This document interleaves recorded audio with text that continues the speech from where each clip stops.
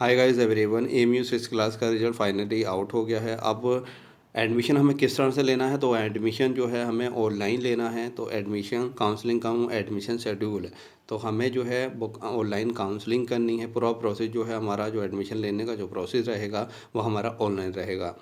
Start जो हो रही है वो काउंसलिंग, वो 10 अप्रैल से 13 अप्रैल तक का टाइम है। तो उसमें हमें क्या क्या है, क्या करना है, जिस तरह से हमने फॉर्म भरा था उसी वही ईमेल आईडी पे हमें रजिस्ट्रेशन, लॉगिन और अपने डॉक्यूमेंट अपलोड करने होंगे। Choice filling whatever required, सही है। जो हमें first choice, second choice school की देनी है वो हम अपने रिक्वायरमेंट के हिसाब से देंगे।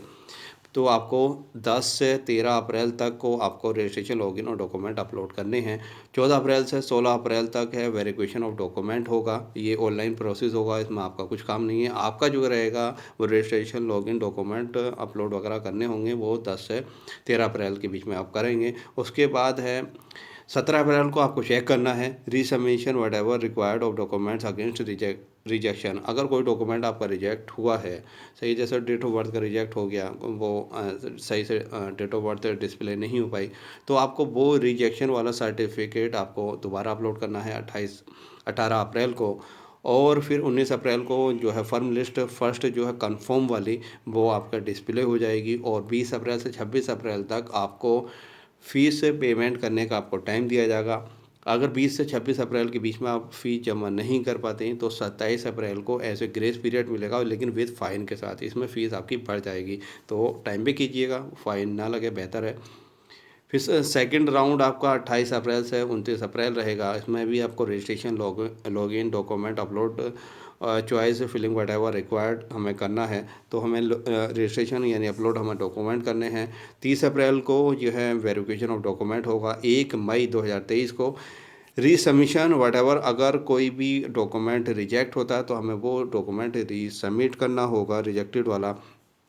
2 मई को वेरिफिकेशन ऑफ सबमिटेड डॉक्यूमेंट्स होगा। 3 मई को डिस्प्ले फर्म लिस्ट डिस्प्ले हो जाएगी, जो सिलेक्टेड हैं आफ्टर वेरिफिकेशन के बाद। 4 मई से 5 मई के है तक आपको है फ़ीस जमा करने का टाइम दिया जाएगा।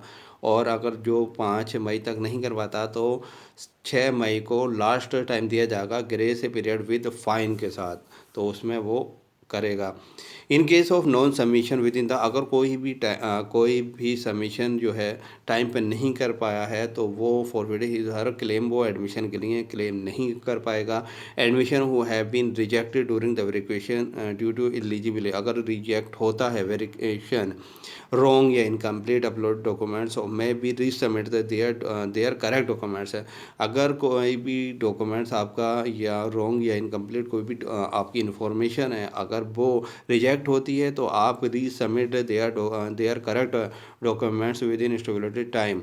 तो आप डायरेक्ट वो ही आप रीसबमिट कर सकते हो अपने डॉक्यूमेंट्स को, अपनी इन्फॉर्मेशन को, लेकिन विद इन अ स्टेबुलेटेड टाइम के में ही। अगर नहीं कर पाते हो तो आप एडमिशन के लिए कंसीडर नहीं किए जाओगे। Candidates admitted in any round of counselling after the payment of request fee shall be automatically updated to their submitted preferred course या branch school centre wherever applicable. They need not to participate in any subsequent rounds of counseling. कहने का मतलब ये है कि आपका fees, आपका admission होने के बाद यानी फ़ीस जमा हो गई तो आपका एडमिशन हो गया, लेकिन फिर एक प्रॉब्लम ये रहती है कि यार हमारा तो अपग्रेडेशन, जैसे एबी के स्कूल है और उसमें यार हम तो मिनटों में तो अपग्रेडेशन हर कोई चाहता ही है, यानी हमारा जो है हायर उसमें हो। तो स्कूल, क्योंकि एमयू के 9 स्कूल हैं, कुछ का ग्रेड कम है, किसी का ज़्यादा है, लेकिन ओवरऑल क्या है, बाहर से तो बहुत बेहतर है। तो अपग्रेडेशन के लिए आपको कुछ नहीं करना है, वो ऑटोमेटिकली अपग्रेड होगा। तो आपको जो है मेन चीज़ ये है, आपका 10 अप्रैल से आपको लॉगिन करना है और टाइम पे कीजिएगा। कोई भी क्वेरी हो तो आप पूछ सकते हैं। Thank you for watching this video. Please share and subscribe.